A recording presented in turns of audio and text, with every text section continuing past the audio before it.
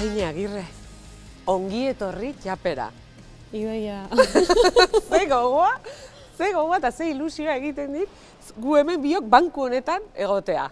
Bankuan, ez da? Kaleari begira. Hori da. Ez da, berbetan, bizitzari begira. Hori da, gustatzen zaizkizu bankua gainera. Bai, liburu bat hartu, banku batera eraman, askotan konpainia besterik ez dira, zen niri gertatzen zait bankuetan ezin izaten dudala askorik irakurri, azkenean hori, bizitzari begira egoten naizelako, baina badaleko on bat. Bai, munduari begiratzeko. Hori Apur bat da. babestuta, baina historioen bila. Beti historiaren bila. Bai. Txikitatik aritu zara historien bila? Bai. Bitu, aurreko batean, mutil batek, ikasle batek galdetu zidan, ea noiz hasi nintzen idazten edo, eta erantzun bat bota nion, eta konturatu nahiz hori dela erantzuna. Idazten, hitzak paperean idazten, jarri aurretik ja idazten nuen. Esan nahi dut, historien munduan bizi izan naiz ni beti, ipuinen munduan. Txiste bat kontatzen nuen, eta nun bukatzen inoiz, txistea, ordu erdi jarraitzen nuen hor, ezin dut, ezagutzen hauenak badaki, sintesi gaitasuna ez dela etorri nirekin batera mundu honetara. Orduan niretzat beti izan luzatzea, beste eszena batzuk, asmatzea, kontatzea, ez da? Eta gero, idazten ikasi nuenean, ezin izan nintzen gelditu. Beitu, akorduan daukat, irakasleak esan zigun eguna, gaur, lehenengo aldiz, esaldi bat idatziko dugu. Panikoa, Idoia, panikoa, inoiz ez genuen esaldi bat idatzi, hitz solteak bai, baina esan nuen ezinezkoa da. Idatzi nun bat, eta horren ostean 6. Eta, bueno, izenburua jarri nion, eta hori izan zen nire lehenengo ipuina, idatzi nuena. Ai, ze politxa. Ez dakit. Baina noiz konturatu zinen idazle izan nahi zenuela, edo idazle bazinela? Bueno, idazle bana izela aitortzea asko kosta zait. Liburu asko argitaratuta edukitaera, eta horrek hori eman dit feminismoak. Eta irakurle talde batean, Isa Castillok aurkeztu ninduenean, Alain Agirre idazlea, esan, bueno, naiz idazlea idazten dut, bizitza osoa daramat idazten.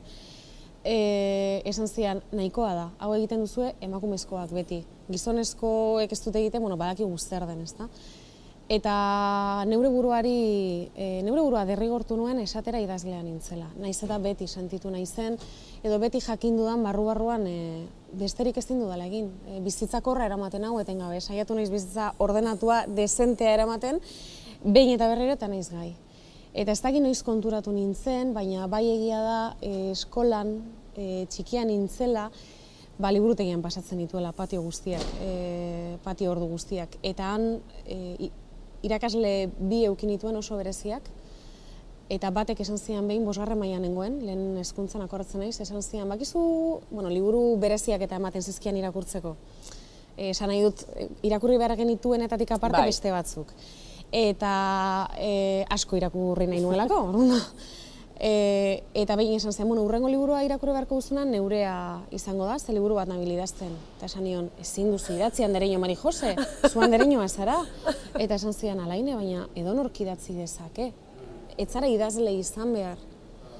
Eta egun horretan korrika joan nintzen etxera, aitari eskatu nion kuaderno handi bat, boligrafo favorito hartu nuen, eta hasi nintzen idazten novela bat. Eta han gelditu zen, 2 urte egon nintzen idazten baina, 80 bat horri, eta orduan beti ez dakit, beti egon naiz idazten, bai. Begira, miresten zaitut, horrela esan behar da, bai, eta beti galdera beti esaten dut, eta asko gustatzen zaitena jakitea nola idazten duzun, ezta? Hau da, zein da sormen prozesu hori, ezta? Buruan egiten duzun lehenago, erraietatik pasa, bihotzetik edo burutik, ez dakit, nola egiten duzun magia hori? Batzuetan gaiak dauzkat atzetik, esan behar dut nik ez dudala aukeratzen. Gaiak berak aukeratzen dut ni, ezta? Eta persekuzio bat izaten da, adibidez, Karena novela aspaldi neukan atzetik, baina enuen idazten jarri naiz, idaztea bada niretzat ausardi handia eskatzen dit. Sentitzen dut idaztea dela baso ilun batean sartzea, jakin gabe nola, nondik aterako zaren, jakin gabe aterako zaren ere, ezta? Nik ez dut aurrez planifikatzen, bakit apur bat zertaz hitz egin dudan, Karenan adibidez banekin abortua hitz egin nahi nuela, galeraz, baina asko adartu zen gero, esan nahi dut asko zabaldu zen. Eta hori da, uzten diodalako testuari bizirik egoten. Ni sentitzen naiz testuaren menpe nagoela, historiaren menpe, ni naiz inor ezer, Niretzat momentu horretan gainera oso bizirik sentitzen naiz.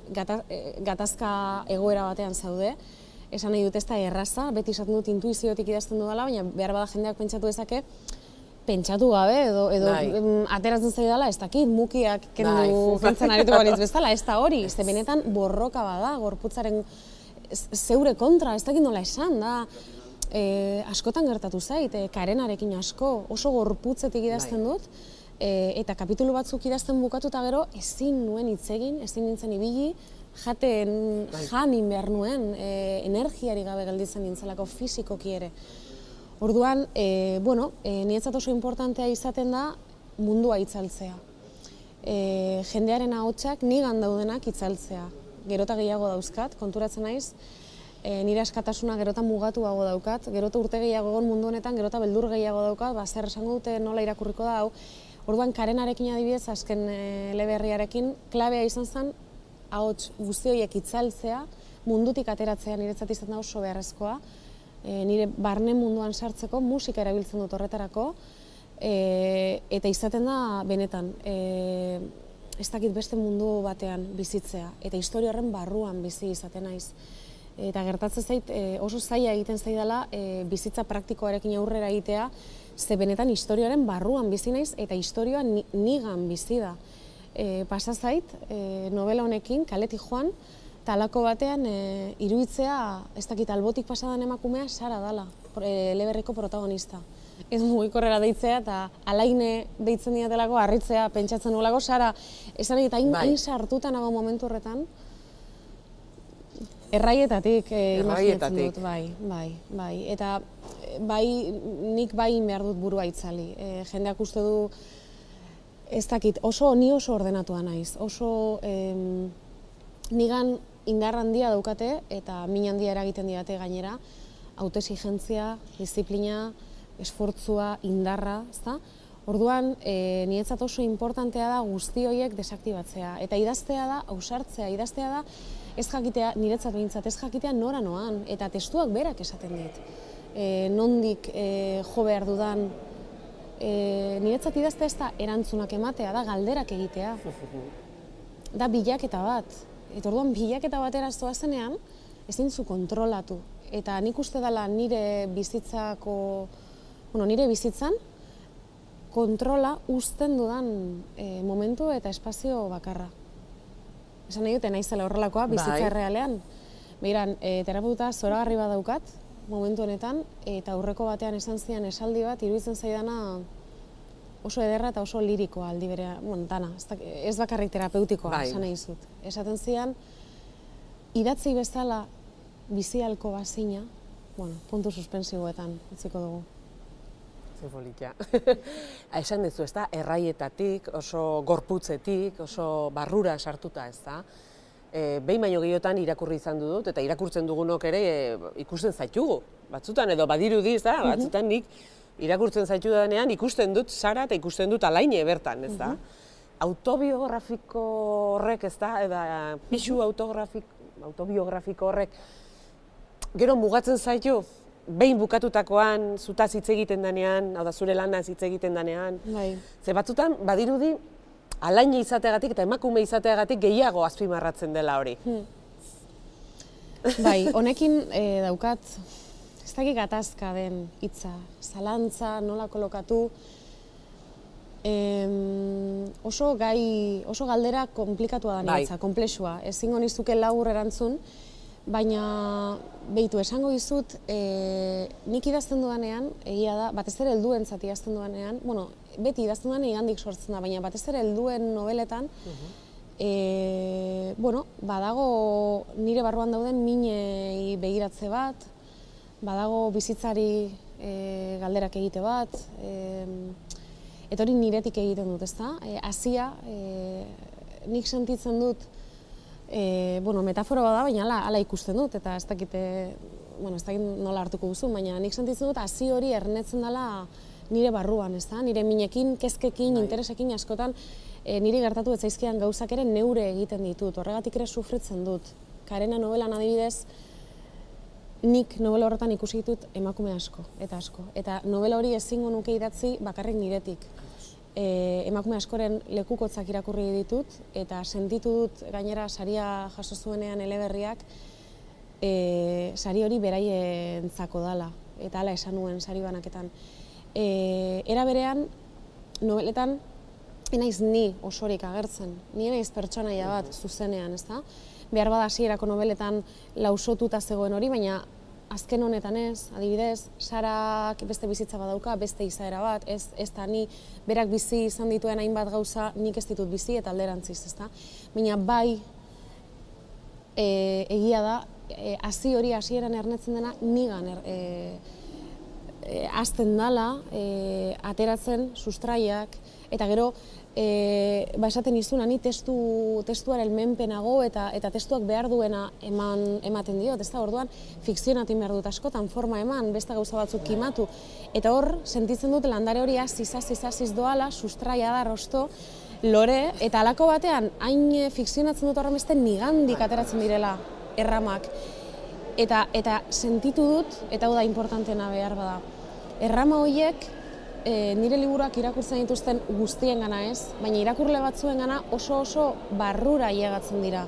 Eta barruan sustraitzen dira. Orduan nik sentitzen dut alako, ez dakit, landare hori nigan, sustraiak nigan hasi dira, baina zugan sustraitu da, ez da. Esaldi badago, modu inkontzientean idatzi nuena novela batean, Iseilda novelan, eta da, nitaz idaztea da, zutaz idazteko nire modua, ez da. Eta esaldi horri nik enion erreparatu, beste idazle eta artista batzuek begiratu zioten arte, ezta? Eta orduan konturatu nintzen horrek definitzen duela, esaldi horrek nire literatura, eta behar bada ni neu ere, ze pertsonalki ere ba naiz, konexioa bilatzen duen pertsona bat, hitzaldietan ere bai, gustatzen zait, konexio hori da zubiak egite hori, ezta? Zurekin sentitzen dudana, zuen ekitaldietan, nik sentitu egiten dut, hori gorputzean gelditzen da, esaten izun lehen.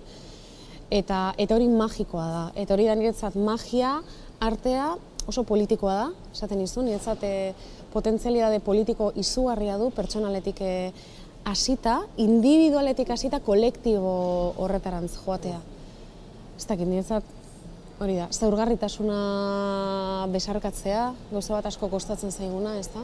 Indarretik aritzen gara, ez da? Badirudi borrokatik besterik ez dakigula hitz egiten politikan ere, egia da borrokatu behar dugula gauza askorengandik, baina borrokan egotea indarretik behintzat, beti indarretik aritzea ez da, jasangarria. Ez psikologikoki, maila individualean eta ez da ere sozialki taldean, kolektiboan. Orduan behar ditugu umorea, behar dugu artea nik uste, niregan artea, bai. Eta arteaz ari garela, bi alde ditu, ez da, zuk idatzi egiten duzu, baina irakurri ere irakurtzen duzu. Bueno. Zer nahiago? Ostras. Zer ematen dizu bakoitzak, ez da? Hori da, ezin dut, biak egin ditut batera, esaten izunean eskolan patioetan liburutegira joaten nintzela beti, egia da, gainera beti ez geneukan aukerarik ze zikloka, gaur lehenengo zikloaren zategonga zabalik, baina pentsa liburuzaina engainatuta neukan eta usten zian atzeko atetik sartzen.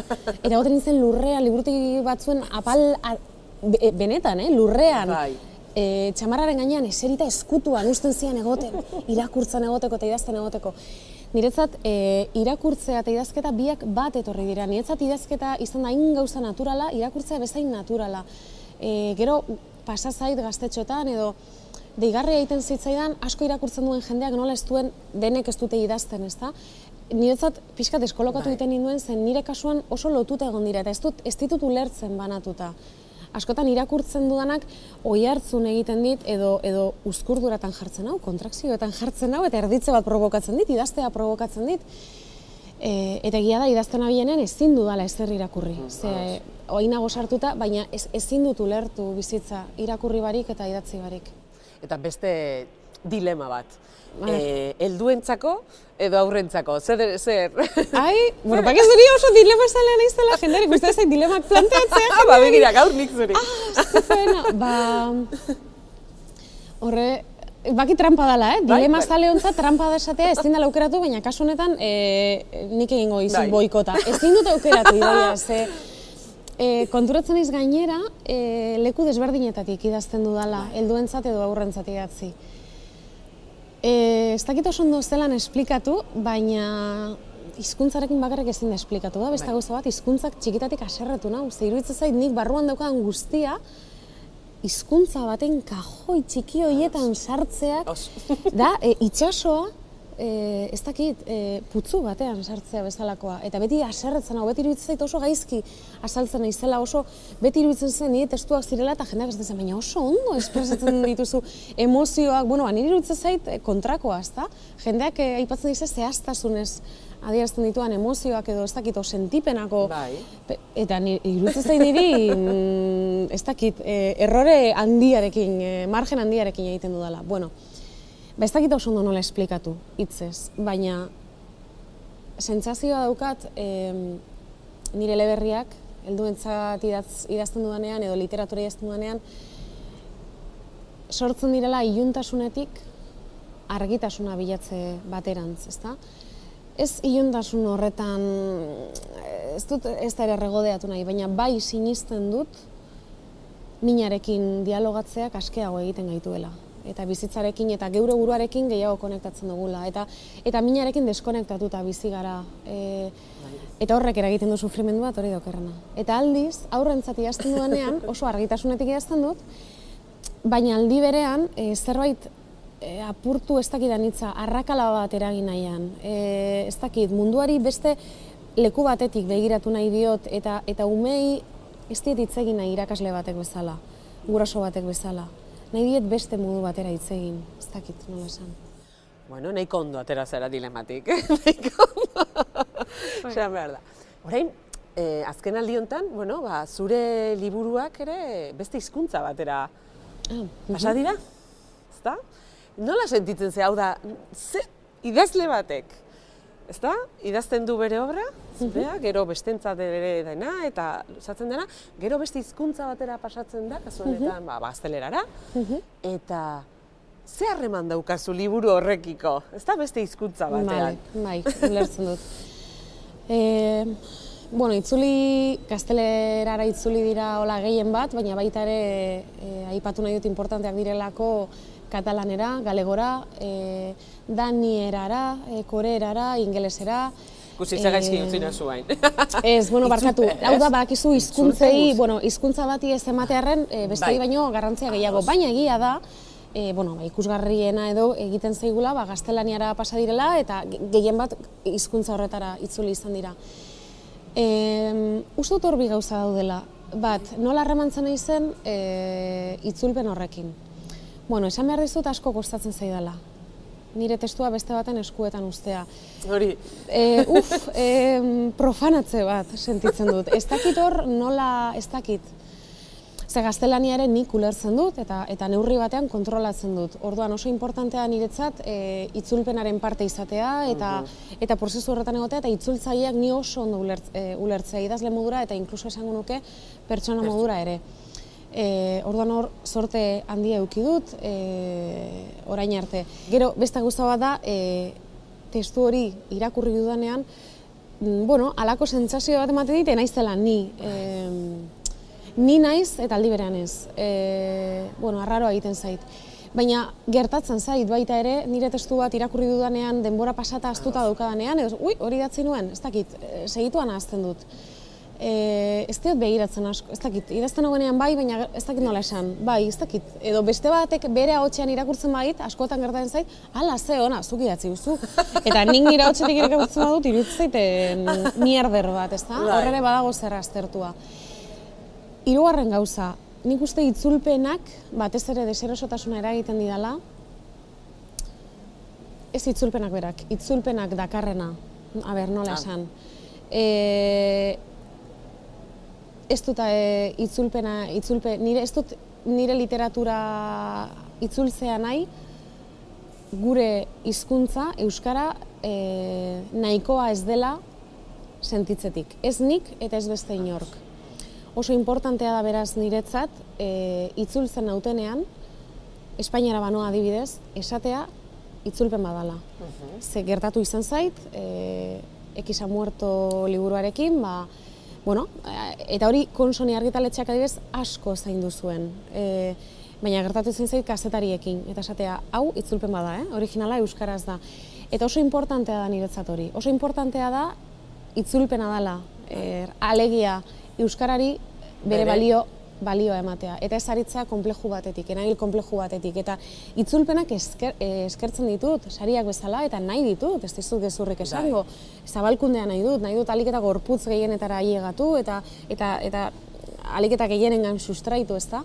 Baina ez da ere nire sinisten dudanaren kontra. Ez ditut nire balioak peajetzat ordaindu nahi. Itzuliko zenuke zure liburu bat?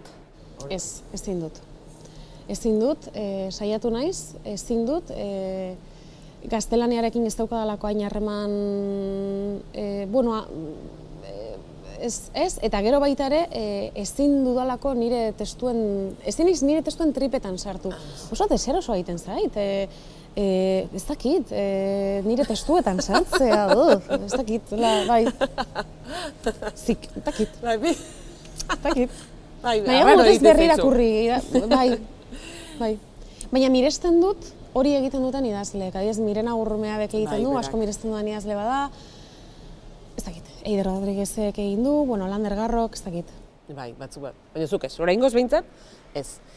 Beste gai bat nahiko nukena zurekin hitz egin. Izango da, idazlearen, bizitzaren eta idazlearen beraren erromantizazio hori, ez da? Nik ez dakit, guztiok, baina Euskal Herri mailan ere zenbateko portzentaiak nahi dugun izan idazle edo liburu bat idatzi noizbait, ezta? Bai. Bai, nik idatziko nuke. Gustatuko litzeak, baina ez naiz gai ikusten, baina, hori berdin du. Jarri zara? Ez. Bueno. Horzun dut. Kontua da, ez dago erromantizatu egi baita ere... Bai. Ez da, idazle... Bai, eta... Baina neurri batean guk ere eragiten dugu, Idoia. Behitu, niri asko kosta zait, esango dizut. Hemen ja erakutsiko dizut, nahi zen pertsona hori ere, hain zuzen ere importantea dalako. Idazlearen atzean pertsona bat dagoela erakustea. Badara matzadia ez dakipa, 8 bat urte argitaratzen, Durangoko azoketan. Asko gertatu zaidana izan da kolokatzea nire burua, idazle modura eta pertsona modura, ze importantea niretza pertsona modura ere egotea, erosoa eta jasangarria zaidan leku batean, baina aldi berean sinisten dudan leku batean.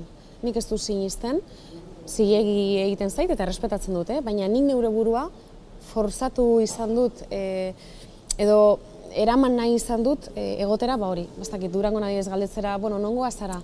Bale, ez dakit, Itxapeko Idoiarentzat musu bat.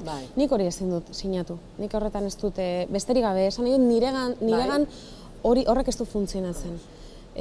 Durango, gainera, ederra izaten da, bukatzen dugu besarkadaka eta hori izaten da, gero gaixotu iten nahi, horren beste historia eta emozio eta konexio sostengatzen dut, gero, baina nik hori behar dut. Eta nire literatura ere hortik dago, ez da? Autobiografikoa bai ala ez horretan, nik fikzionatzen dut, baina badago autobiografikoan zer, badago personaletik politikoa egitea, individualetik kolektibora joate bat, ez da? Nitaz idaztea, zutaz idaztea da, baina orduan nitaz ari ba naiz, ni ezin naiz egon goian, pedestal batean, zuri goitik bera hitz egiten. Eta horrek hori asko ikusi dut eta sentitu dut, arte munduan, eta enengoen deseroso, hartzaile bezala, behan nengoenean, baina deseroso egon naiz, goian egon naizenean, sortzaile bezala.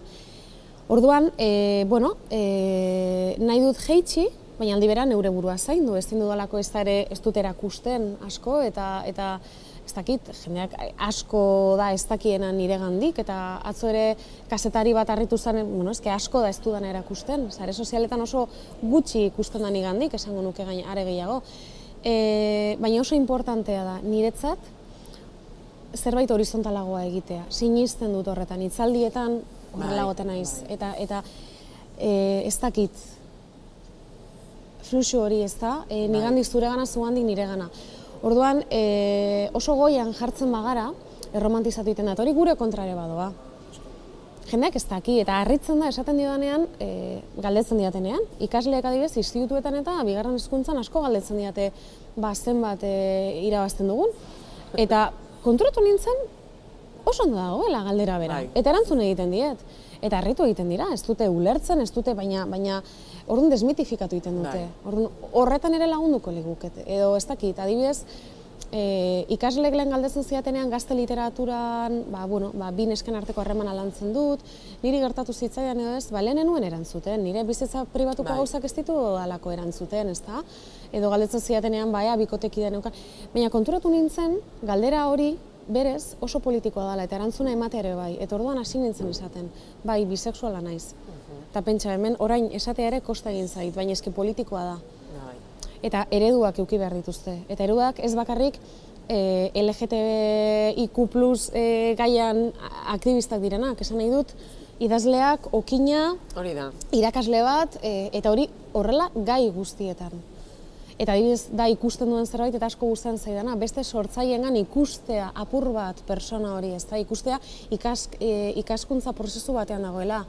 Burura datorkit adibidez Txakur Gorria, kolektiboa, beraien artikuluak irakurtzen dituzu eta askotan beraien min batetik ateratzen dira, baina esaten dizut, zuhaitz bat egiten dute.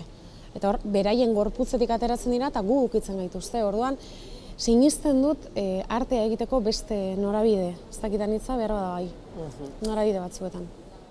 Denbora bukatzen nahi zaigu eta ez nuke nahi bukatu, galdera hau egitea, egin gabe behintzat gelditzea, ez da, eta da, zein amets daukazu betetzeke? Zer nahiko zenukein, oraindik ez duzune egin?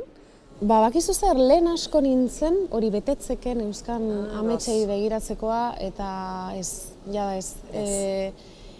Nahi dudana da bizitza lasaiago bat, erritmoa jaitsi, produktibitatearekin daukagun engantze hori askatu, neure burua balidatu produktiba izan gabe ere, lasaiago bizi, modu naturalago batean, konektatuago batean, niretzat esan nahia daukan modu batean, sinisten dudanarekin konektatuta, nire beharrekin konektatuta eta bestei emanez. Orduan, zentzu horretan, idazle modura ere, beti nahi dugu errekonozimendu gehiago eta gehiago, eta konturatu naiz oso insanoa dela gehiago horri begiratzea. Orduan, aspaldi desaktibatu egiten dut hori. Begiratzen diot zer lortu dudan literaturarekin, zema konexio irakurleekin, eta konturatzen naiz hori dela niretzat importanteena. Orduan, egorantz joaten naizen aldiro, desaktibazio bat egiten dut, ez dakit lurreratze bat, gorputzeratze bat, neure gana etortze bat, eta konturatu naiz, berriki gainera, ez dudala askorik behar bizitza honetan. Behar dudana da konektatuago bizi, benetakoago, autentikoago. Baina, gauza bat isildu dudana, enuena esan behar, zaurgarri sentiarazten hauelak hori esateak, baina nola aldarrikatu dugun zaurgarritasunaren botere politikoa eta artistikoa esango dizut. Badaukat betegabeko amets bat. Barruan daukadana oso gorputzean, buruak askotan ulertzen ez duena, baina gorputzean dago. Eta da ama izatearena. Ez daukat bat ere erraza, eta hori, utxune hori badaukat. Buruan ez, baina gorputzean bai. Alaini, zer esango dizut, eskerrik asko benetan.